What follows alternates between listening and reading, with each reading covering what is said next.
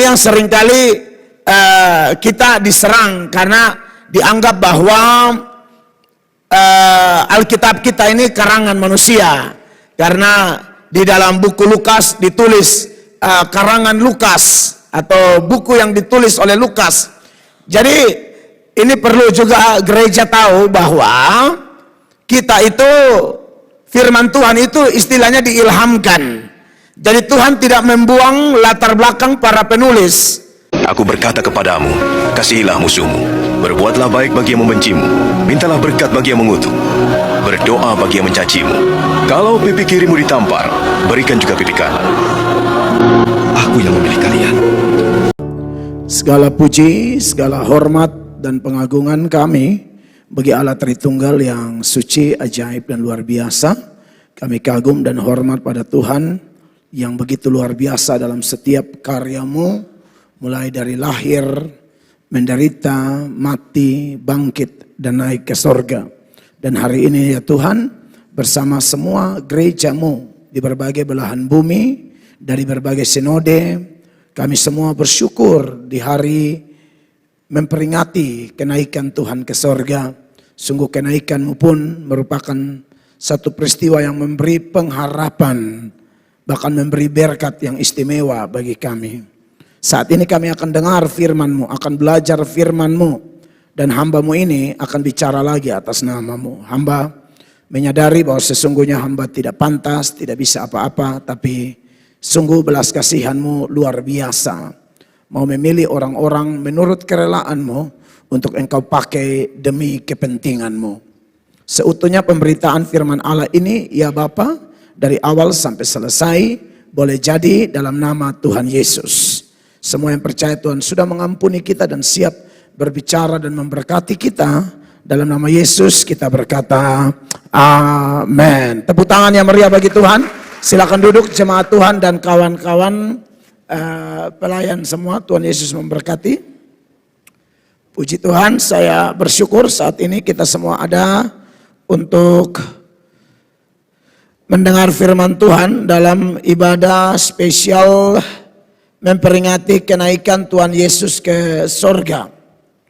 Saudara-saudara, bicara tentang peristiwa kenaikan Tuhan Yesus ke sorga, itu ditulis peristiwanya dalam buku yang dikarang oleh Dr. Lukas. Jadi Tuhan itu adalah Tuhan yang hebat, yang luar biasa, yang memakai orang demi kepentingan Tuhan.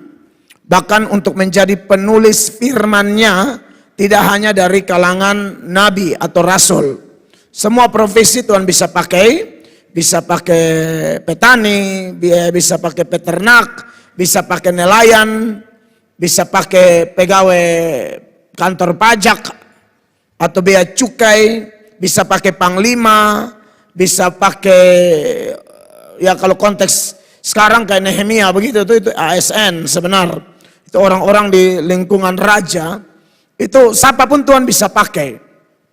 Nah, ini yang seringkali kita diserang karena dianggap bahwa Alkitab kita ini karangan manusia.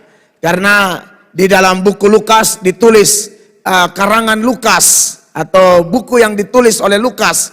Jadi ini perlu juga gereja tahu bahwa kita itu, firman Tuhan itu istilahnya diilhamkan. Jadi Tuhan tidak membuang latar belakang para penulis. Bahkan pengalaman-pengalaman pribadi para penulis itu bisa dituangkan dalam tulisannya. Tapi karena diilhamkan Tuhan, maka tulisannya itu tidak bisa salah. Semuanya pasti diilhamkan Roh, dituntun, dan tidak ada satu yang berbenturan dengan yang lain. Jadi ini perlu diketahui ya. Jadi Injil kita ini bukan Injil yang turun dari langit, beda konsepnya ya. Bukan buku yang turun dari langit kepada Petrus, turun dari langit kepada Yakobus, turun dari langit kepada Lukas, tidak.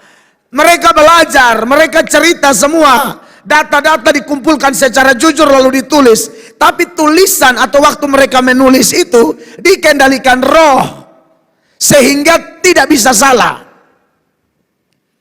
Makanya ada doktrin namanya inerensi Alkitab, ketidakbersalahan Alkitab. tidak mungkin salah. Ya. Lalu kalau memang hari-hari ini ada data-data dalam kitab suci ini, supaya Kristen jangan polos ya, ini sedikit ilmu. Kalau saudara dapati memang ada banyak sekali. Di sini bilang lain, di sini bilang lain, itu ada banyak, betul. Apalagi masalah angka-angka, aduh itu banyaknya bukan main.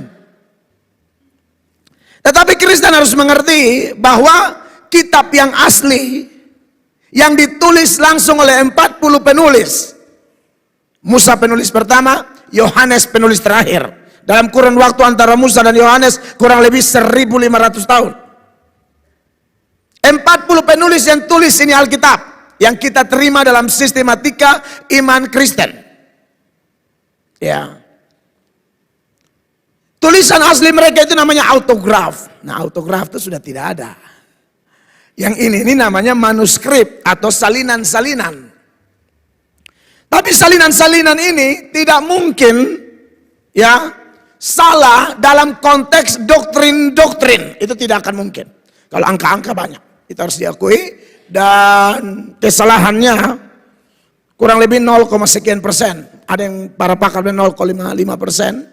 Makanya kalau Bapak Ibu baca Alkitab, di Alkitab itu ada tanda kurung kurawal, ada tanda kurung tegak. Itu teks-teks yang diperdebatkan keasliannya. Karena dalam salinan yang lebih tua ada, yang salinan lebih tua tidak ada, yang lebih muda ada, yang lebih muda lagi ada, yang satu lagi tidak ada. Karena tulisan aslinya sudah tidak ada. Ini perlu kita ketahui ya, Kristen, supaya kalau hadapi pertanyaan begini, santai saja. Dan itu tidak mempengaruhi doktrin-doktrin mendasar dari iman Kristen. Kita harus tahu ya, jarang-jarang pendeta omong itu di gereja. Tapi saya mesti kasih tahu supaya kita jangan kayak polos-polos begitu, tidak. Polemikus agama lain yang kecenderungannya suka menyerang Alkitab, mereka paham itu loh. Dan itu betul. Kalau ada tanda kurung tegak, itu diperdebatkan teksnya. Ya, tapi sekali lagi, itu tidak ngaruh bagi doktrin kita. Ya. Saudara percaya kita semua keturunan Adam dan Hawa? Perlu tidak kita hadirkan Adam di sini untuk membuktikan kita semua ini keturunannya? Tidak perlu. Supaya mau cek Adam itu betul tidak lubang hidung 2. Iya toh? Kalau kita mau bilang kita ini manusia asli atau bukan, munculkan dong yang pertama. Munculkan Adam dan Hawa di sini untuk membuktikan Mel Atok ini benar-benar manusia. Ivon itu benar-benar manusia. Mirip Hawa tidak? Gitu. Ya tidak perlu dong. Autografnya itu memang tidak ada, tapi percayalah ini keturunan asli. Amin. Makanya ini tetap menjadi dasar kita dan kita akan tetap suarakan itu di mana-mana. Dan Kristen tidak ada urusannya dengan wah kalau begitu begini tidak asli, tidak cocok jadi kitab suci. Itu kata lu, kata kami tetap kitab suci. Lu masuk ke rumah kami, lu ikut dong pengertian kami. Lu ikut dong arahan kami. Lu ikut dong sistematika teologi kami. Bukan sistematika pandangan kamu yang dari luar sana. Begitu ya. Itu sedikit informasi saja supaya kalau saudara ketemu yang begitu-begitu biasa. Tapi tidak mungkin ada satu ayat bilang Yesus Allah yang lain dan dia bukan Allah. Itu tidak mungkin ada sampai kiamat. Tidak akan bertentangan dalam hal-hal doktrin-doktrin mendasar. Nah, Bapak Ibu, jemaat yang diberkati oleh Tuhan Yesus. Hari kenaikan Tuhan Yesus ditulis oleh Dr. Lukas dalam 2 buku. Ya, dan Dr. Lukas dipakai oleh Tuhan luar biasa. Dan saya mau mengajak kita memperhatikan di buku pertama. Lukas 24, 50 sampai 53. Perhatikan ayatnya, kita baca berbalas-balasan saya lebih dahulu. Lalu Yesus membawa mereka keluar kota sampai dekat Betania. Di situ ia mengangkat tangannya dan memberkati mereka. 51 jemaat.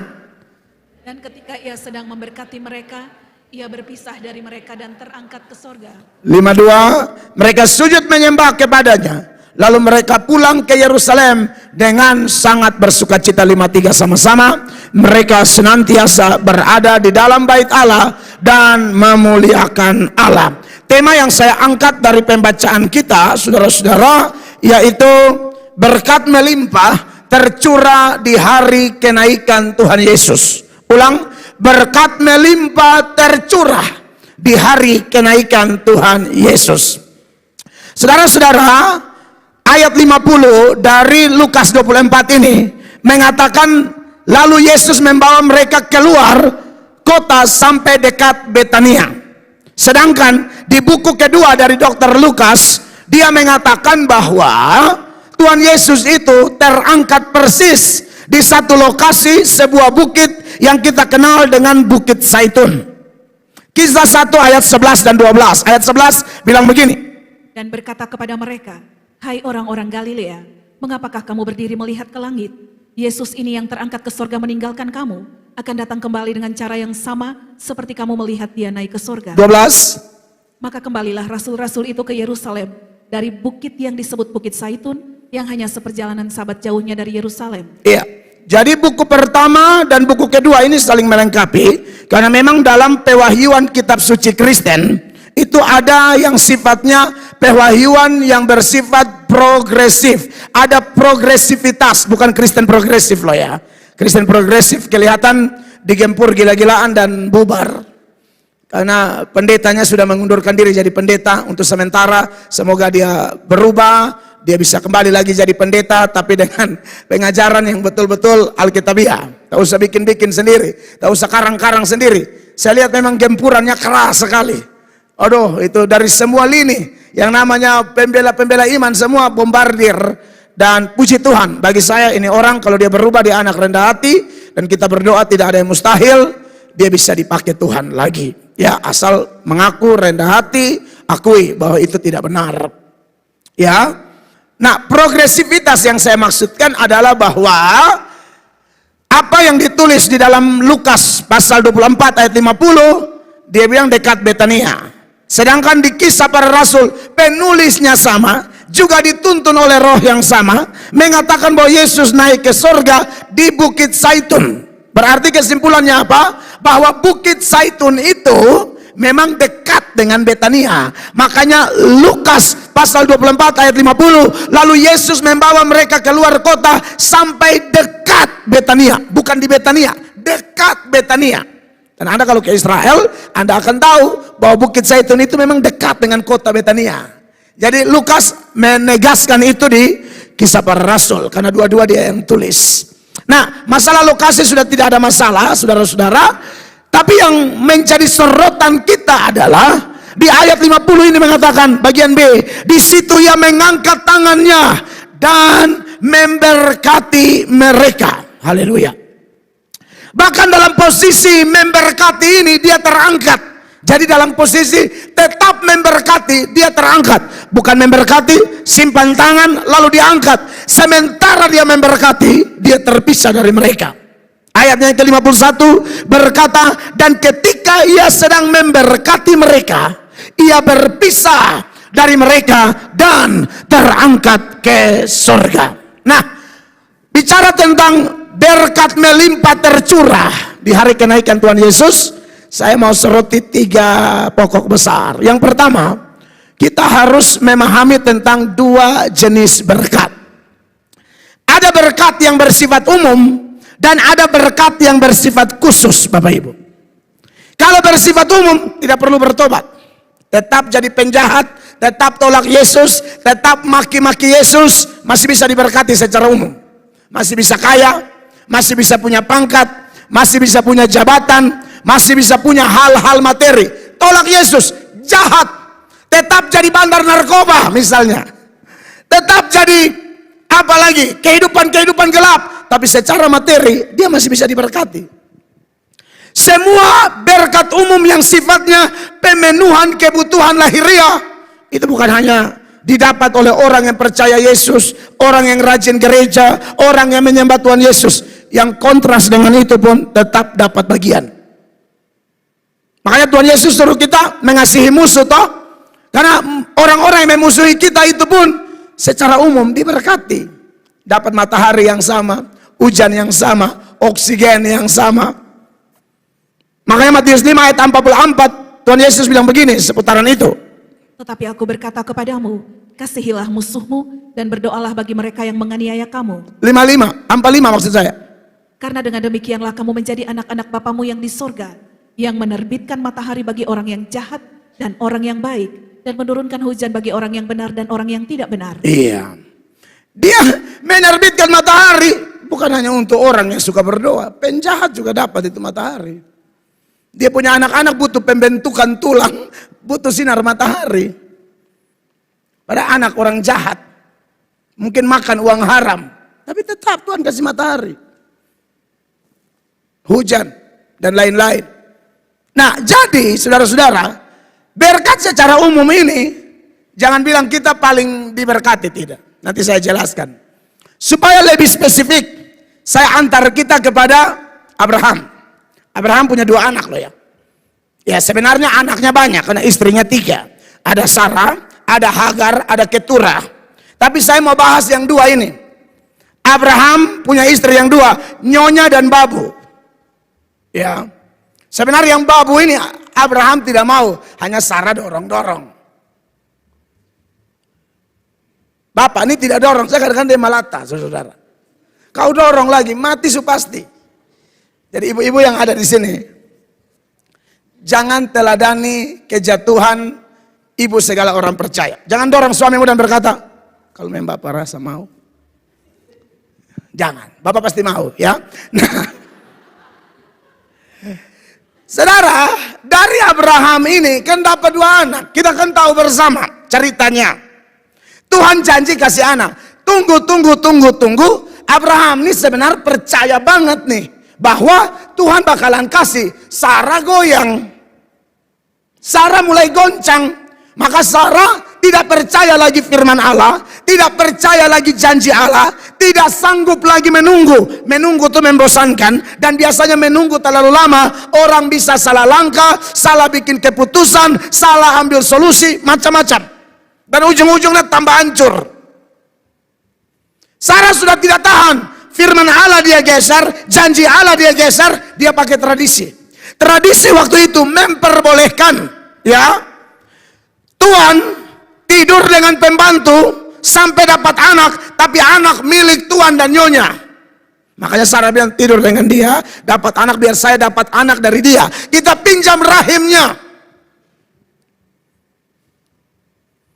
Abraham orang beriman, ya tidak mungkin langsung iya saja. Saya yakin Abraham masih perdebatan, tapi Sarah begitu ngotot karena sudah tidak bisa lagi pegang janji Allah. Itu kayak kebanyakan kita yang doa tidak sembuh, orang datang kasih kabar. Supi mana? Dokter ini, rumah sakit ini. Kita punya kenalan di cabang Batu Putih. Dia juga pakai Alkitab. Dia pakai doa Bapa Kami. Tapi ingat, tidak boleh lupa bir bintang. Bukan bir biasa ya. Bir bintang dan ayam merah. Ayamnya untuk apa? Tolakan. Hanya dia tidak jelaskan di situ. Kalau pemain sudah tahu apa arahnya kemana. Nah saudara, banyak yang kayak begini nih. Doa mentok pakai cara lain. Saya baca di dalam raja-raja di Tawarik, saya lihat ini raja-raja awal-awal cinta Tuhan. Sudah mau dekat-dekat mati, baru menyimpang. Heran sekali, kenapa mulai dengan roh, berakhir dengan daging? Kenapa mulai dengan firman, berakhir dengan tradisi? Kenapa mulai dengan kebenaran, berakhir dengan ketidakbenaran? Itu kayak pendeta, mulai dengan roh, mulai dengan pimpinan Roh Kudus, lalu berakhir bikin diri kayak selebritis. Itu bahaya. Saya lihat sekarang pendeta penggoyangan, kalau sudah hati-hati bisa model kayak begitu. Awalnya roh, tapi ujung-ujung bikin diri kayak orang top, orang pengaruh, orang populer yang bikin diri kayak artis-artis. Oh no, jangan coba-coba. Sekali hamba tetap hamba, sekali roh tetap roh. Karena kalau menabur dalam daging bahaya. Satu bagian firman Allah yang mengingatkan kita itu adalah Galatia pasal 6 ayat 7 dan 8. Ayat 7 bilang apa? Jangan sesat. Allah tidak membiarkan dirinya dipermainkan. Ya. Karena apa yang ditabur orang itu juga yang akan dituainya. 8 sama-sama 23. Sebab barang siapa menabur dalam dagingnya, ia akan menuai kebinasaan dari dagingnya. Tetapi barang siapa menabur dalam roh, ia akan menuai hidup yang kekal dari roh itu. Nah ini berkaitan dengan Abraham begitu. Ishak itu anak perjanjian, boleh dikatakan anak dalam roh. Konteksnya adalah janji Tuhan. Ismail itu anak daging, saudara-saudara. Awalnya Sarah goncang, tapi kegoncangan itu kelihatannya menular sampai kepada Abraham. Abraham juga bingung dan berkata, waduh Tuhan, sudahlah, gimana-gimana, mendingan berkati sajalah Ismail. Tak usah lagi saya tunggu yang bilang Tuhan mau kasih di mana, tidak ada. Sudah, berkati Ismail. Disitulah Tuhan akhirnya memberkati Ismail. Sekalipun dia bukan anak perjanjian, dia adalah anak daging. Nanti saya kasih tunjuk data-datanya malam ini. Dia bukan anak perjanjian. Tapi karena kegoncangan Sarah yang kemudian menular kepada Abraham, maka dalam Kejadian pasal 17, Kejadian 17 mulai ayat 17, ayat ini bilang begini, perhatikan. Lalu tertunduklah Abraham dan tertawa serta berkata dalam hatinya, mungkinkah bagi seorang yang berumur 100 tahun dilahirkan seorang anak, dan mungkinkah Sarah yang telah berumur 90 tahun itu melahirkan seorang anak? Ini Tuhan janji mau kasih Ishak, mereka sudah tidak terima, sudah tidak masuk lagi. Sudah, karena sudah campur aduk toh, janji geser, sudah pakai tradisi, pakai kebiasaan, sudah kacau. Biasanya Tuhan memang tidak berubah, tapi kita bisa mengalami perubahan karena kita punya kompromi-kompromi itu. Dengar Bapak Ibu, Tuhan tidak bakalan berubah, tidak akan berubah. Dia kalau sudah rancang apa, dia buat apa. Tapi kenapa dalam hidup ini terkesan ada perubahan-perubahan? Bukan Tuhan yang berubah, kita yang berubah. Sampai Abraham yang begitu percaya, begitu yakin, sampai sudah ketawa, lucu dan berkata, aduh sudah lah. Kalau Abraham andai kata ini Tuhan, kalau bilang ini pun toh, dia bilang, toh ketipu orang lain. Toh pikir sekali orang lain, jangan dan beta toh, beta ini cakola. Bekulu ya tinggi-tinggi hanya dengar toh pun nasihat kaki kepala nih. Akhirnya di ayatnya yang ke-18, Abraham bilang begini.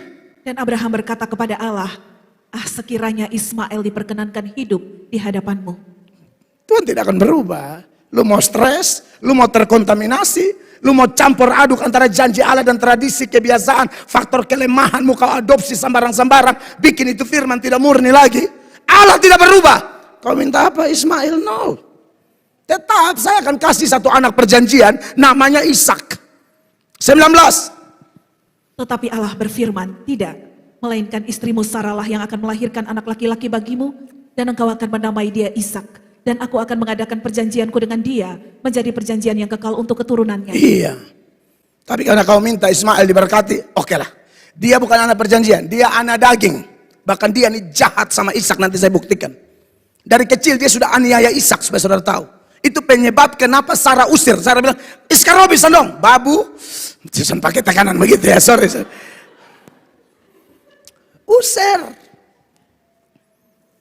Banyak orang kalau baca hanya teks Kejadian yang saya tunjukkan tanpa melihat teks yang sifatnya progres tadi untuk menjelaskan teks yang tidak terang benderang, orang pikir Sarah jahat. No, Sarah tidak jahat. Babu tahu diri, angkat kepala. Tuhan malah bela Sarah. Tuhan bilang sama Hagar, kembali ke nyonyamu. Kau babu mau jadi hati nyonya. Yang nyonya dia, lu babu. Kan banyak babu itu tahu diri. Bikin diri ke nyonya. Itu mesti strom. Itu mesti didoakan ya. Ya, tapi karena lu ngotot mau Ismail diberkati, oke deh.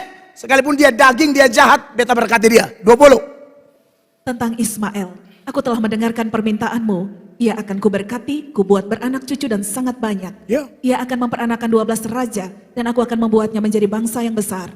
Ini saya bilang berkat umum. Diberkati. Sampai hari turunannya di tanah Arab sana. Dompu oto pun Felix saya mas. Bisa main-main. Ya kalau saudaranya Felix Beli masih batawar. Second, jangan deh. Padahal saudara bilang kita anak siapa? Anak Tuhan Yesus. Anak siapa? Anak perjanjian. Felixnya second pakai tawar. Itu pun sudah pilok semua. Saudara nangkap sampai sini. Ini saya sengaja mau kunci. Kalau ada orang pergi gereja cari berkat umum saja, maka turunan Ismail lebih kaya dari kita. Saudara cuma piara anjing, dong piara singa, tidur sama-sama dengan singa. Itu pangeran Allah, dong hobi kan aneh-aneh. Kau piara anjing gigi gitu. Berakhir anjingnya ya ditacu, mau apa lagi. Kan emosi, dan waktu kita makan kita gigi sampai 39 kali. Biasa telan, tapi karena ini saya emosi, lu tahu yang gigi beta tuh. Saya gigi kau sekarang. Ya, saudara, kalau omong materi, beta lucu saja kalau ada pendeta orientasinya uang, lalu dia membodohi umat sehingga umat dengan pendeta model sama. Pikir gereja ini supaya tambah kaya, tambah uang. Saudara tidak akan lebih dari mereka. Kalau hanya omong berkat umum, bukan itu yang kita mau bahas sekarang. Amin. Mereka lebih kaya raya. Ada orang kafir tidak kenal Tuhan. Pegang doi, bagian lewat di banyak orang bersiram. Baru orang baku rampat, bertabrak, dia ojek apa, don siram. Tahu nih mau bikin apa ini uang. Siram doi, bikin orang bertabrak di satu pasar tuh, orang bertabrak. Pegang dapat kan angin tiup. Tidak dapat apa, tapi jualan semua terbalik. Anda lihat, tidak ada untung, rugi. Anda lihat orang tidak kenal Tuhan, bermain doi, ketawa. Jadi kalau omong berkat umum, Ismail juga diberkati. Dan Ismail ini saya sudah bilang, dia jahat, saudara-saudara. Ya. Perhatikan, kalau kita geser sedikit ke Kejadian pasal 21, mulai ayat 8, ini setelah Ishak disapi, lalu kemudian suatu saat Ismail main-main dengan Ishak. Dalam data ini bilang hanya bermain, padahal dia pukul, dia aniaya Ishak. Perhatikan 8. Bertambah besarlah anak itu dan ia disapi. Lalu Abraham mengadakan perjamuan besar pada hari Ishak disapih itu. 9. Pada waktu itu Sarah melihat bahwa anak yang dilahirkan Hagar, perempuan Mesir itu bagi Abraham, sedang main dengan Ishak anaknya sendiri. Nah, ini kurang jelas datanya. Maksudnya ceritanya Musa tidak bermaksud menceritakan detail. Hanya bilang sedang main dengan Ishak anaknya sendiri. Tapi kenapa sedang main dengan Ishak kok reaksi Sarah kok ganas sekali di ayat 10. Perhatikan. Berkatalah Sarah kepada Abraham, usirlah hamba perempuan itu beserta anaknya, sebab anak hamba ini tidak akan menjadi ahli waris bersama-sama dengan anakku Ishak. Nah, untuk memahami ini mari kita bandingkan dengan Galatia 4. Mulai dari ayat 22 saja supaya terang benderang. Di situ siapa Hagar itu, siapa Sarah itu ada jelas semua di sana. Perhatikan. Bukankah ada tertulis bahwa Abraham mempunyai 2 anak, seorang dari perempuan yang menjadi hambanya dan seorang dari perempuan yang merdeka. 23. Tetapi anak dari perempuan yang menjadi hambanya itu diperanakan menurut daging. Iya, ini saya ngomong tidak sembarang ya, semua ada di Alkitab. Dan anak dari perempuan yang merdeka itu oleh karena janji. Ismail itu daging, ini janji. 24. Ini adalah suatu kiasan, sebab kedua perempuan itu adalah kedua ketentuan Allah. Yang satu berasal dari Gunung Sinai dan melahirkan anak-anak perhambaan. Itulah Hagar. Iya, itu perempuan Arab. 25. Hagar ialah Gunung Sinai di tanah Arab. Dan ia sama dengan Yerusalem yang sekarang. Karena ia hidup dalam perhambaan dengan anak-anaknya. Beda dengan kita, 26. Tetapi Yerusalem sorgawi adalah perempuan yang merdeka dan ialah ibu kita. Iya, karena Sarah itu ibu segala orang percaya. Tapi lompat kepada langsung itu yang tadi bermain-main. Langsung ayat 29. Ini penganiayaan. Ini yang bikin Sarah marah besar. Perhatikan. Tetapi seperti dahulu, dia yang diperanakan menurut daging, menganiaya yang diperanakan menurut roh, demikian juga sekarang ini. Iya, jadi itu bukan bermain biasa. Waktu Sarah lihat itu yang bermain itu, Paulus menjelaskan lebih detail. Ya dia yang diperanakan menurut daging yaitu Ismail, aniaya Ishak. Kan ini anak sudah dinubuatkan dari awal. Ini keledai liar. Itu kan seruduk sana, bikin kacau sana. Ini nih. Ini Alkitab yang bilang. Dia bisa aniaya anak perjanjian. Makanya Sarah usir ayat 30. Perhatikan. Tetapi apa kata nas kitab suci? Usirlah hamba perempuan itu beserta anaknya, sebab anak hamba perempuan itu tidak akan menjadi ahli waris bersama-sama dengan anak perempuan merdeka itu. Iya, jadi saudara-saudara, kalau dilihat dari keturunan Abraham, ya, Ismail itu juga diberkati, walaupun jahat, penganiaya, kayak mau sabotase, mau geser Ishak dari posisi ahli waris. Tapi Tuhan yang sudah atur, angka buang dia. Tetap Ishak, bukan Ismail. Ya, 31. Karena itu saudara-saudara, kita bukanlah anak-anak hamba perempuan, melainkan anak-anak perempuan merdeka. Iya, kita ini keturunan Ishak. Dan kalau mau lihat lebih dipertajam, kenapa kita dari garis Ishak? Sekalipun kita bukan darah Yahudi, kita darah Sabu, darah Manado, darah Bengkulu, darah Rote, Kuan Heum, Dara Am, Amabi Amfeto, Amfoang, Amnatun, Amnuban, Am. Ya kan? Tapi saudara-saudara, kalau kita lihat, berkat yang kita bicara ini bukan berkat umum. Ketika Yesus terangkat itu, dialah sumber segala berkat khusus itu. Itu yang dia curahkan bagi orang-orang pilihan Allah.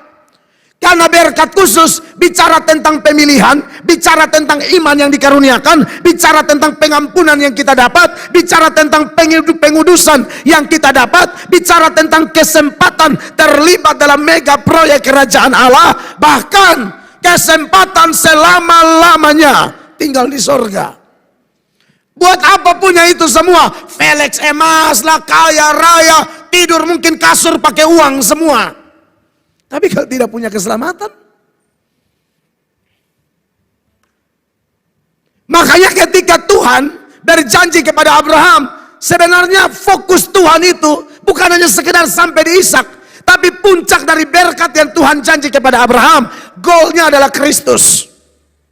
Makanya di Kejadian 12, ketika Allah panggil dia keluar dari Haran, kan 2 kali panggil, Ur Kasdim ke Haran, sampai di Haran mereka menetap di sana sampai sudah ada tanah, sudah ada kekayaan, lalu Tera mati di Haran. Panggilan kedua ini dari Haran, dan waktu panggilan kedua Allah janji kasih berkat.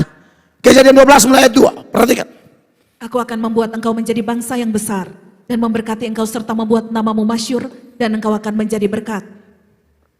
3. Aku akan memberkati orang-orang yang memberkati engkau dan mengutuk orang-orang yang mengutuk engkau, dan olehmu semua kaum di muka bumi akan mendapat berkat. Olehmu semua kaum di muka bumi akan mendapatkan berkat. Ini dari siapa? Dia pertegas janji ini di ayat yang ke-7. Di sana dijelaskan bahwa hanya ada satu keturunan. Tidak ada kata keturunan-keturunan. 7. Ketika itu Tuhan menampakkan diri kepada Abram dan berfirman, Aku akan memberikan negeri ini kepada keturunanmu. Maka didirikannya di situ mezbah bagi Tuhan yang telah menampakkan diri kepadanya. Keturunanmu tunggal, tidak ada keturunanmu.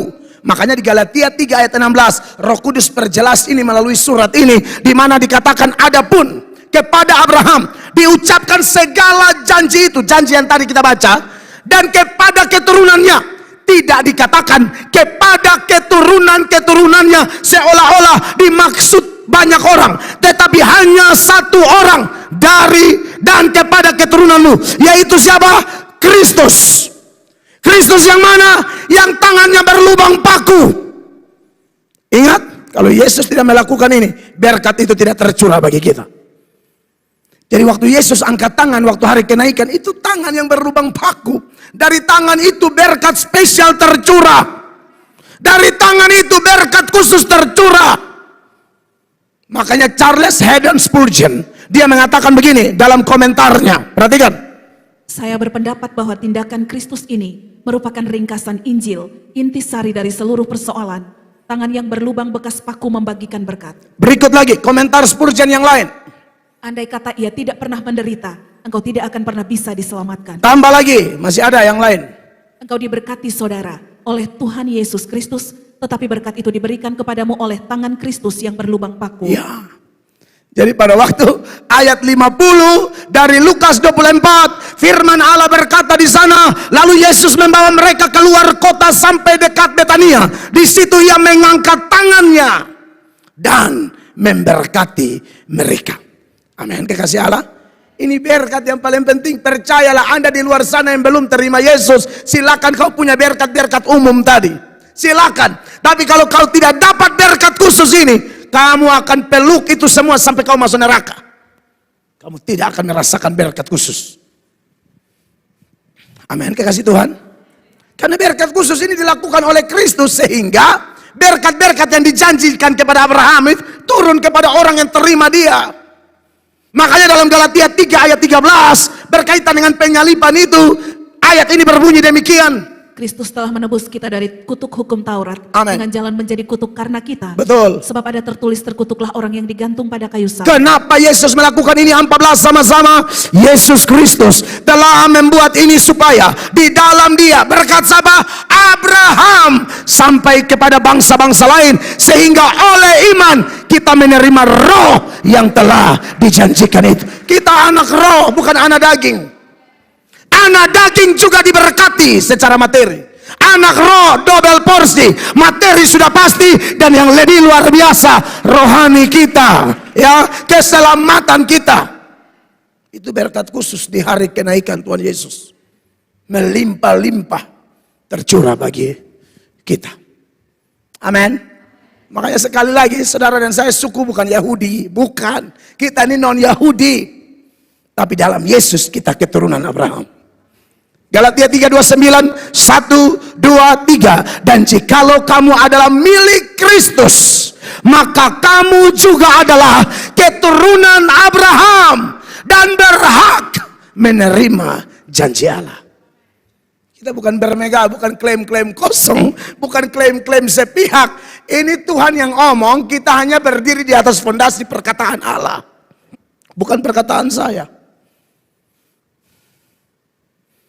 Jadi saudara, kita ini keturunan Abraham secara rohani.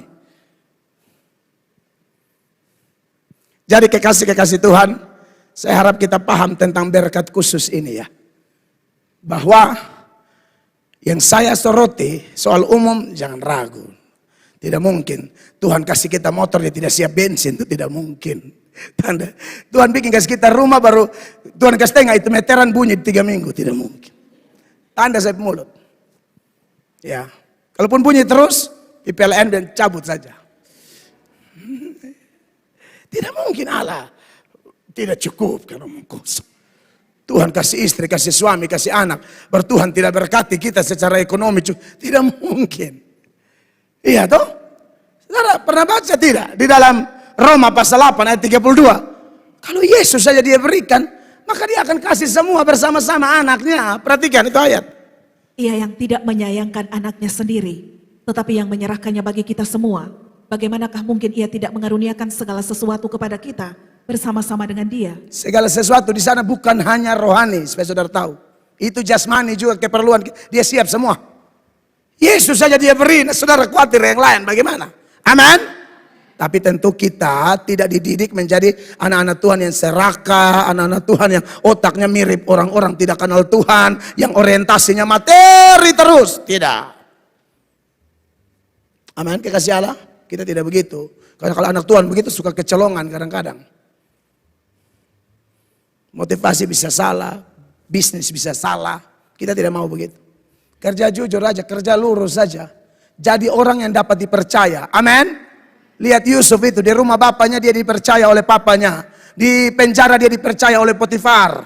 Ya, di rumah Potifar dia dipercaya oleh Potifar. Di penjara dia dipercaya oleh kepala penjara. Di istana Firaun dia orang asing paling dapat dipercaya. Makanya Amsal 28 ayat 20 secara jelas itu ayat berkata 1, 2, 3. Orang yang dapat dipercaya mendapat banyak berkat. Tetapi orang yang ingin cepat menjadi kaya tidak akan luput dari hukuman.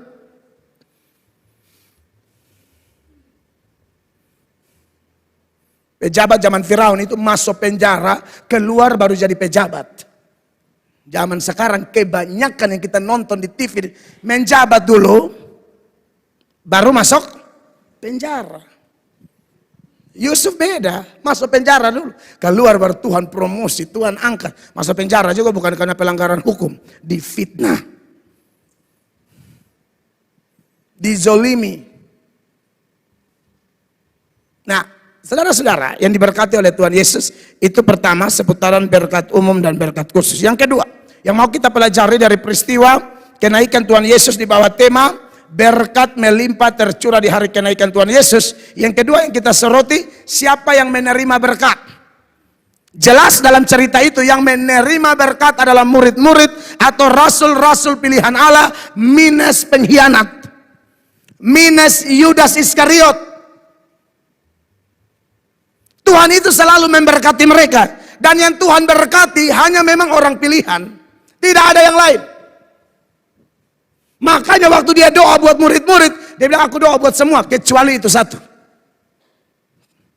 Yohanes 17 ayat 12. Perhatikan. Selama aku bersama mereka, aku memelihara mereka dalam namamu, Ya. yaitu namamu yang telah engkau berikan kepadaku. Aku telah menjaga mereka, dan tidak ada seorang pun dari mereka yang binasa, selain daripada dia yang telah ditentukan untuk binasa, supaya genaplah yang tertulis dalam kitab suci. Iya. Selain daripada dia yang ditentukan untuk binasa. Dan memang Tuhan tidak pernah mendoakan memberkati yang bukan miliknya. Berkat khusus yang Tuhan lakukan sudah dia lakukan, selalu dia lakukan, dan dia tidak akan pernah berubah dalam memberkati gerejanya. Tidak akan berubah. Ya. Makanya di ayat yang ke-9 dari Yohanes 17 sebagai contoh, Yesus punya doa. Yesus bilang apa di sini? Aku berdoa untuk mereka, Ya. bukan untuk dunia aku berdoa, Bukan untuk dunia aku berdoa. tetapi untuk mereka Ya. yang telah engkau berikan kepadaku, sebab mereka adalah milikmu. Dan bukan cuma mereka. Mereka waktu itu cuma wakil kita. Dampak dari pelayanan mereka menghasilkan kita semua. Sampai zaman ini. Makanya di ayat 20 dari pembacaan ini, Yohanes 17 dikatakan demikian. Dan bukan untuk mereka ini saja. Bukan untuk murid-murid orang pilihan ini saja minus Yudas itu. Aku berdoa.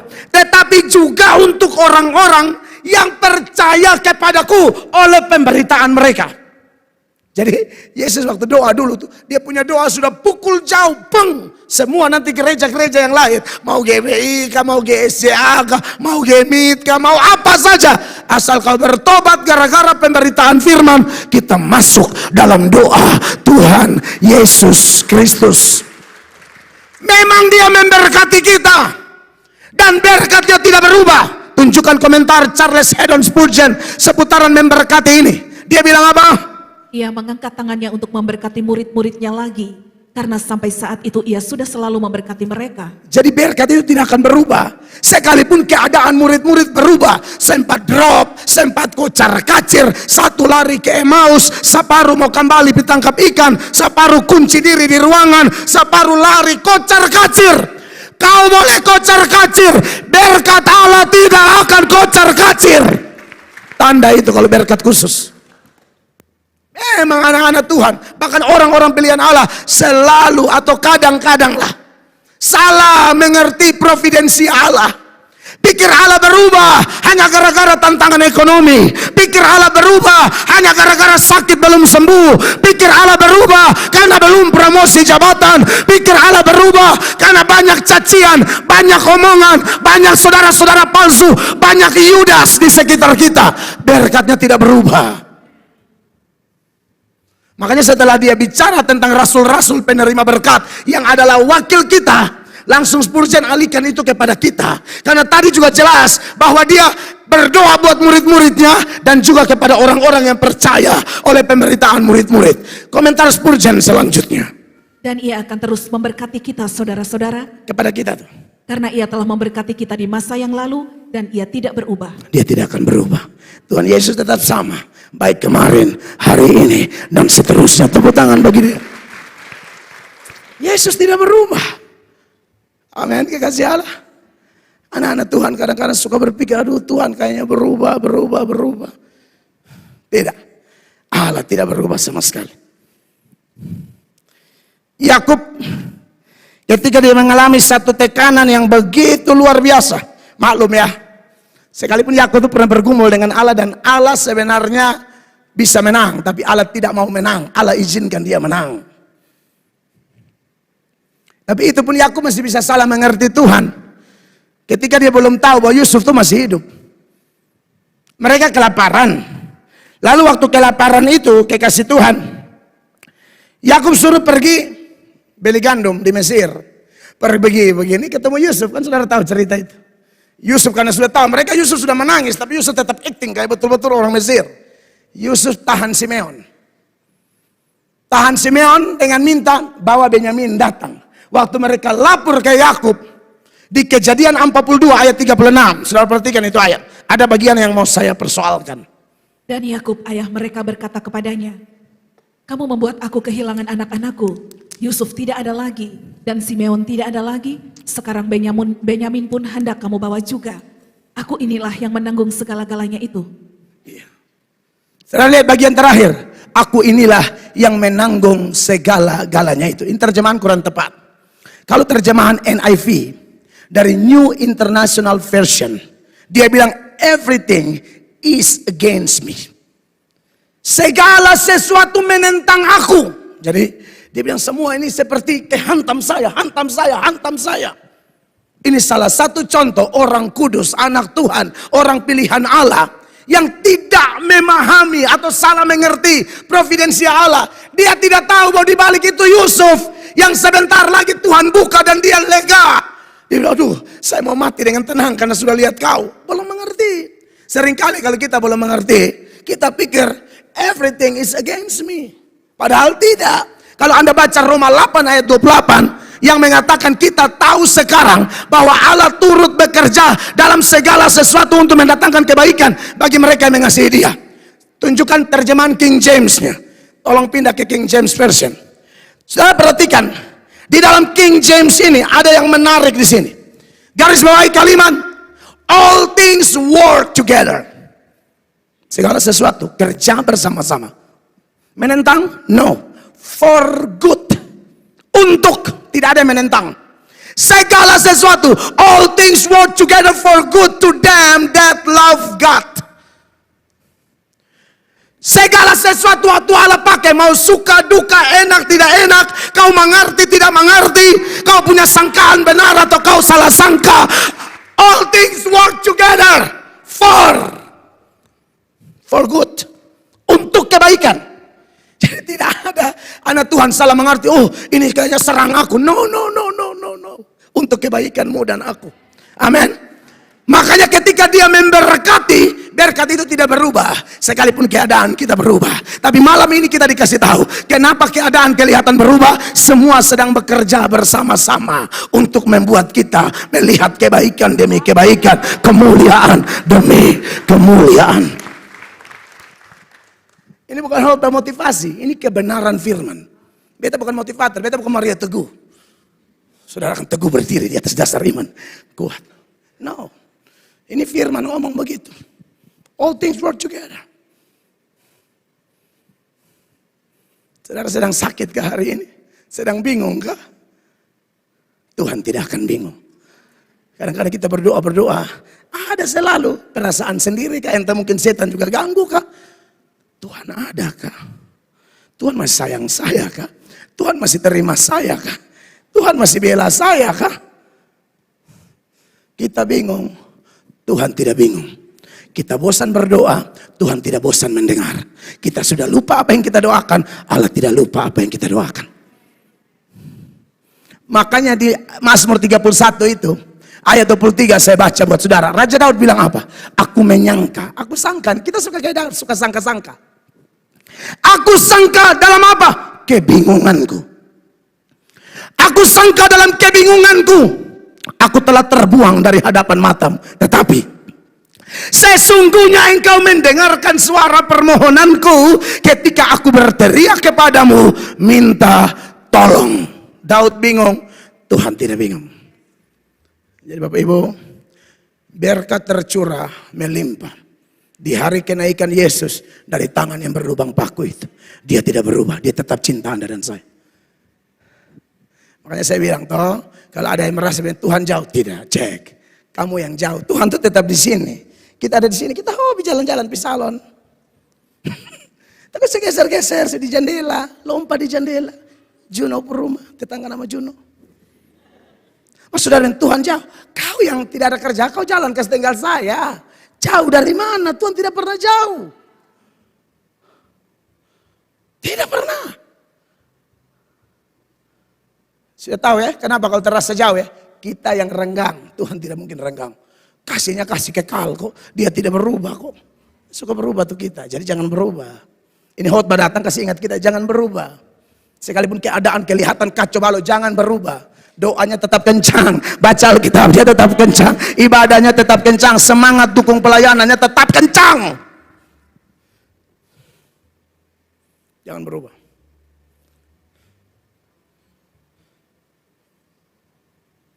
Dua jam sebelum datang gereja masih berteriak, aduh ini saraf, karena dokter bilang saraf-saraf saya bermasalah. Tapi sudah khotbah semangat, pulang bermanosa ulang, tidak apa-apa. Tidak ada masalah. Selalu habis khotbah berdefoi. Tuhan tuh pembela loh. Tuhan lu pun sakit saraf tuh. Jam bawa di mimbar.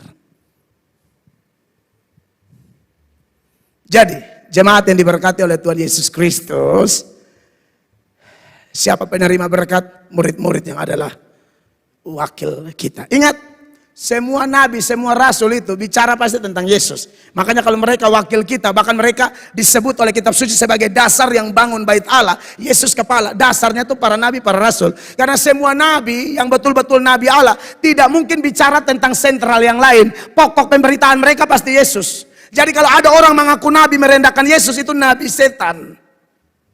Itu iblis. Nabi palsu. Kok bisa mengaku nabi tapi tidak hormat Tuhan Yesus? Iblis itu. Semua nabi itu bicara Yesus. Perhatikan itu. Lukas 24 ayat 27. Tuhan Yesus jelaskan Klopas dan temannya. Tuhan Yesus bilang apa? Lalu Tuhan Yesus menjelaskan kepada mereka. Mereka itu Klopas dan temannya. Apa yang tertulis tentang Yesus, tentang dia, dalam apa? Seluruh kitab suci. Ini konteksnya Alkitab, belum ada perjanjian baru. Baru ada Kejadian sampai Maliaki. Ya, di dalam seluruh kitab suci, mulai dari kitab-kitab Musa dan segala kitab nabi-nabi. Inti berita semua tokoh Alkitab, nabi besar, nabi kecil, perjanjian lama, intinya cuma satu, Tuhan Yesus. Maka kalau ada pendeta dia khotbah, Tuhan Yesus punya nama jarang muncul di khotbahnya, ini pendeta nih tahu motivasinya apa? Harus bertobat. Kok bisa kau khotbah tidak sebut Yesus? Lu khotbah apa? Kalaupun sebut Yesus, pakai Yesus jadi lelucon, bahaya begini. Kita harus bertobat. Saya pernah begitu dan ditegur banyak orang. Pendeta-pendeta yang sayang saya, bukan satu sinode, beda sinode. Pendeta dari Gemit, pendeta dari mana-mana, tegur saya dengan kasih. Saya terima teguran itu. Adik sudah semangat, tapi adik khotbah 2 jam. Kami hanya lucu saja, adik bertobat. Dulu saudara Iko beta dari tahun berapa, ini anak-anak dari Gemit Kota Kupang doa. Don't tahu beta khotbah itu lucu aja. Lucu. Teguran datang. Tuhan tolong. Dia lucu boleh, kan Tuhan juga ada selera humor, tapi harus pas. Lucu yang bikin orang mengerti poin. Lucu ketika bapak-bapak mulai mata sebelah tertutup, disitulah waktunya. Kasih buka dia. Kasihan orang datang gereja cari firman. Cari lucu, nonton lapor Pak. Undang bosan, bakar ayam bercerita dan bosan. Sampai lu bosan di situ. Iya kan? Seluruh nabi bicara itu. Makanya nabi dan rasul ini, mereka ini bicara Yesus, tidak ada yang lain. Makanya di dalam Efesus 2 ayat 19, Rasul Paulus bilang begini, 19. Demikianlah kamu bukan lagi orang asing dan pendatang, melainkan kawan sewarga dari orang-orang kudus dan anggota-anggota keluarga Allah. Kita orang-orang kudus ya, bukan karena kita berusaha mencapai kekudusan, tapi secara posisi Allah menguduskan kita.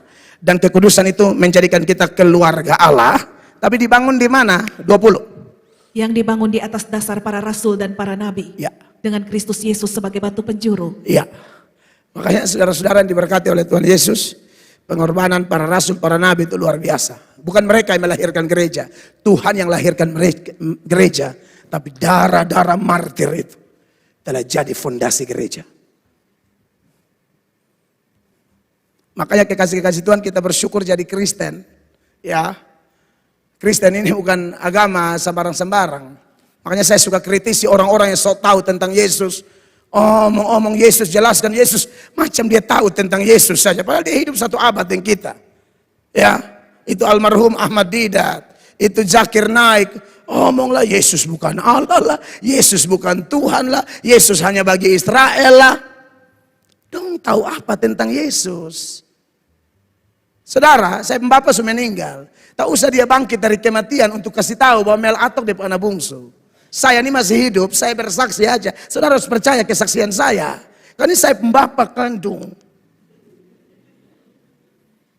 Ya, saya tidur dan dia pernah dongkol saya, semua. Bahkan dia ulang-ulang aniaya saya. Iya kan? Orang kan tidak tahu bahwa almarhum bapak saya Vincent Atok. Semua tetangga puji kebaikannya.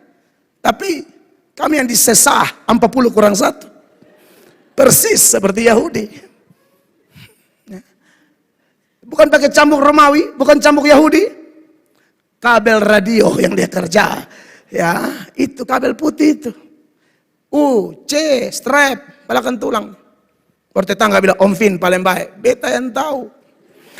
Lu jangan bilang Om Vin paling baik. Kami didera dan dianiaya. Jangan bilang Om Vin baik. Kenapa Om Vin baik? Karena semua tetangga yang lewat, Om Vin selalu panggil minum kopi tanpa mencek kopi ada atau tidak, saudara-saudara. Ini masalah. Om Vin selalu bilang, singgah dulu. Mama supaya mata, untuk? Sudah kok semua. Kan saya bapak ini tidak ada gaji. Saudara tahu, bapak-bapak yang senang ada gaji, tapi pangkau kaki tetap goyang ke bos. Jujur ini. Tapi orang tetap akan bilang Om Vin baik. Orang tidak tahu. Mama harus lari cepat ke bibi. Utang, gula. Bibi tulis besar-besar di kios. Hiroshima dan Nagasaki hancur karena bom. Tulis nih. Kios hancur karena bom. Dan bom terbanyak di kios itu. Saudara tahu siapa? Keluarga saya. Karena gaya hidup dari papa ini salah. Tidak cek, tidak evaluasi, main ajak aja. Kopi, ayo. Nah kopi gratis jam-jam 1:30 tuh siapa yang tidak mau, saudara-saudara. Siang. Yang diajak memodel kayak bapak tidak ada kerja semua. Mana ada PNS mau duduk di rumah saya? Tidak ada.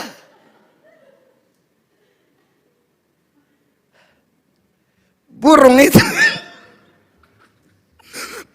hanya akan kumpul dengan burung-burung sejenis. Bapak dong kumpul dengan orang-orang sejenis. Nasib tidak jelas, kerja tidak tentu. Kerja baru sedikit minta panjar sampai selesai. Kerja belum habis. Bapak saya juga. Saya pernah terlibat dalam panjar itu. Orang sucap, jadi beta bukan baru tahu yang orang suka kerja panjar kerja tidak jelas. Dulu keluarga saya begitu, jujur aja. Makanya ini pengalaman tuh mahal sekali buat saya. Terutama dalam urusan panjar dan kopi tadi. Dan bibi punya bon tadi, bibi bilang kalau begini caranya ini. Pulang ke Sulawesi Selatan. Sudah hitam, kariting, karisteng lagi.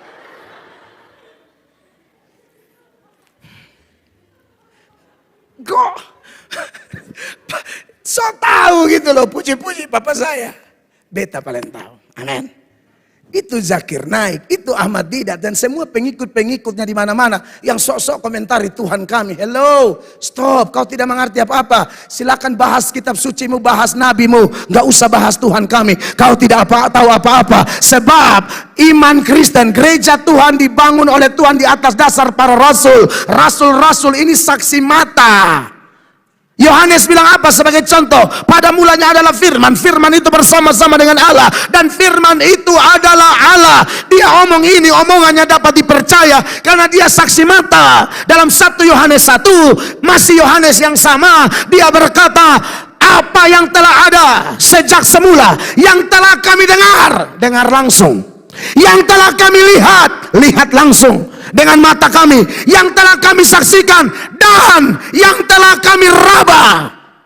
Itu Zakir Naik, Ahmad Didat raba apa? Raba tafsiran-tafsiran sesat. Raba buku-buku yang menyerang Kristen. Mereka raba Yesus.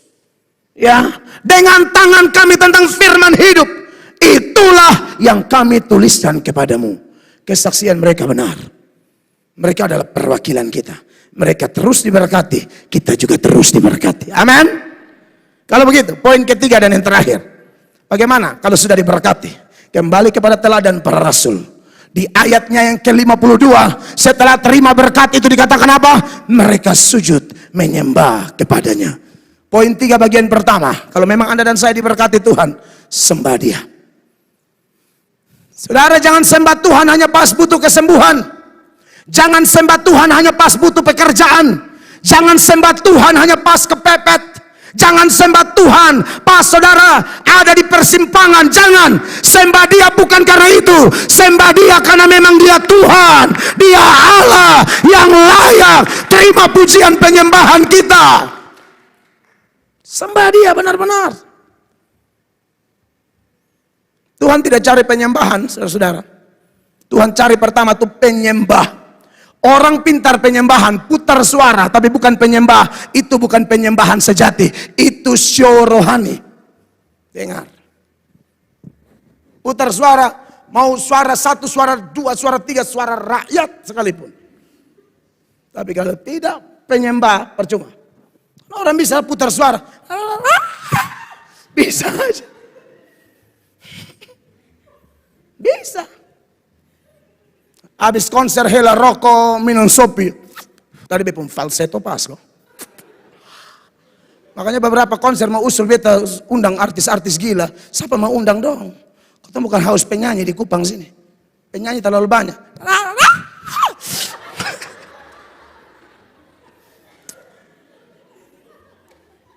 Lara, dengar nih.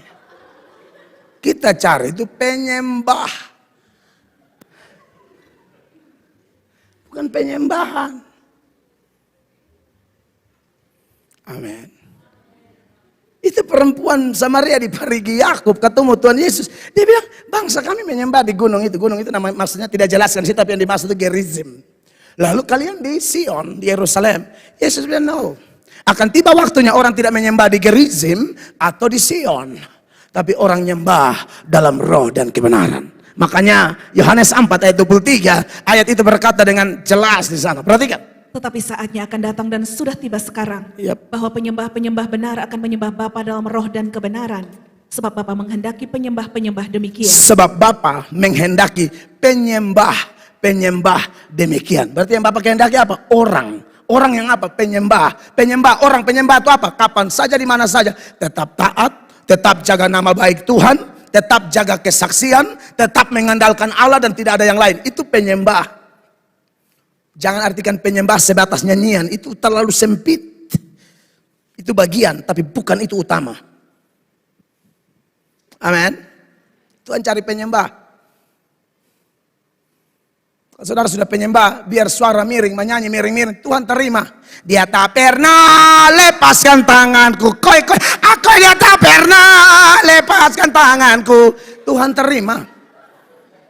Tuhan terima. Tuhan terima.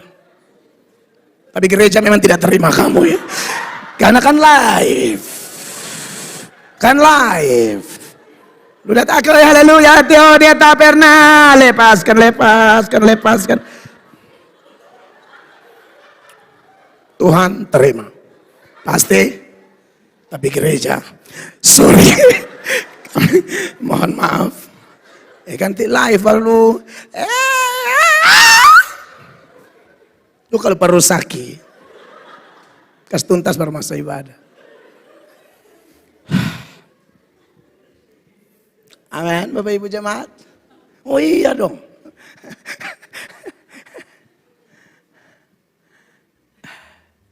Karena saudara kalau mau dengar, kalau semua penyanyi di gereja manapun, biasakan nonton live di mana Anda menyanyi. Biasanya ada Tuhan pakai komentar-komentar di situ, itu untuk Anda perbaiki. Bagus itu. Tak usah nanti kita yang togor, saudara nonton sendiri, dengar sendiri. Supaya aman toh.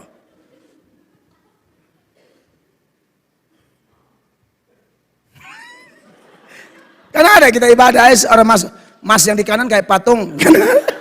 Ada. Dia gak ngapa-ngapain. Ini ibadah bukan bermain. Siapa jadi patung? Bukan itu.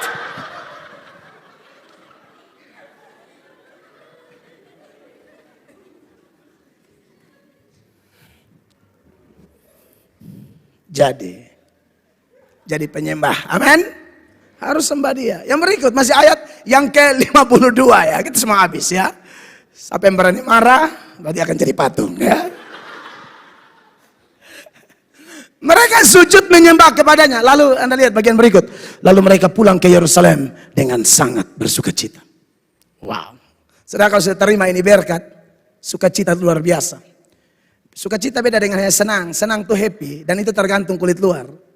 Ya, dipuji-puji senang, dapat duit banyak senang. Tapi keadaan ini berubah, senangnya hilang. Tapi Inggris untuk sukacita itu joy, Yunaninya karah. Itu tuh dari dalam dan itu produk Roh Kudus. Awalnya Roh Kudus taruh, tapi sisa yang berikut kita disuruh bersukacita. Jagain sukacita, tidak tergantung keadaan. Sukacita itu perintah loh. Saudara, ini Roh Kudus kasih. Tapi dalam Filipi 4 ayat 4, Paulus bilang apa di sana? Bersukacitalah, ini perintah senantiasa. Dalam Tuhan, sekali lagi kukatakan bersukacitalah. Sampai Tuhan izinkan double 2 kali. Ini perintah serius. Silakan keadaan kiri kanan kacau balik, tapi Tuhan perintah sukacita. Jangan terpengaruh dengan itu semua. Selalu perkatakan, aku anak Tuhan Yesus, aku dapat berkat khusus. Tangan yang berlubang paku itu sedang memberkati aku dan terus memberkati aku. Anda pasti sukacita. Anda pasti sukacita. Amin. Makanya Paulus ini di penjara. Ini di penjara, Filipi 4 ayat 6. Di penjara dia bersukacita. Di penjara orang omong-omong dia pun nama pikir memperberat dia. Punya beban di penjara, dia tetap sukacita. Dalam Filipi 1 mulai 17 dikatakan orang-orang yang tidak suka Paulus memperberat masalah yang Paulus hadapi di penjara. Tetapi yang lain karena kepentingan sendiri. Ya. Dan dengan maksud yang tidak ikhlas sangkanya, dengan demikian mereka memperberat bebanku dalam penjara. Tapi apakah betul memperberat? No. Paulus perintah orang, dan dia tahu ini dari Tuhan. Tuhan perintah dia sukacita. Makanya di ayat 18 sama-sama baca 1, 2, 3. Tetapi tidak mengapa, sebab bagaimanapun juga Kristus diberitakan, baik dengan maksud palsu maupun dengan jujur. Tentang hal itu, aku bersukacita dan aku akan tetap bersukacita. Kita bisa kok Bapak Ibu. Keadaan tidak selalu sesuai kita punya mau. Keadaan akan Tuhan atur sesuai maunya. Sepanjang khotbah ini dengar sudah lengkap bahwa semua bekerja untuk kita. Tidak ada bekerja menentang kita. Dan yang terakhir, setelah sampai di Yerusalem, apa yang terjadi di ayat 53, sama-sama baca Lukas 24. Mereka senantiasa berada di dalam bait Allah dan memuliakan Allah. Di bait Allah itu tempat berkumpulnya orang-orang percaya. Ini bukan hanya bicara ibadah, tapi bicara pergaulan. Hati-hati pergaulan kita yang sudah diberkati. Kita bergaul bawa misi. Saya bergaul untuk menjadi berkat. Kalau bergaul asal bergaul sampai kebenaran prinsip-prinsip iman harus kita kompromi di situ. Kasih mati hanya jagain manusia perasaan. Bertobat. Kita semua bertobat. Stop. Itu akan mengurangi sukacita kita. Ya, pergaulan yang buruk merusakkan kebiasaan yang baik. Tapi jangan takut, Roh Kudus pasti bantu kita. Amin. Sehingga kemudian kita memuliakan Dia melalui pelayanan kita. Saya selesai, Tuhan dimuliakan. Aku berkata kepadamu, kasihilah musuhmu. Berbuatlah baik bagi yang membencimu. Mintalah berkat bagi yang mengutuk. Berdoa bagi yang mencacimu. Kalau pipi kirimu ditampar, berikan juga pipi kanan. Aku yang memilih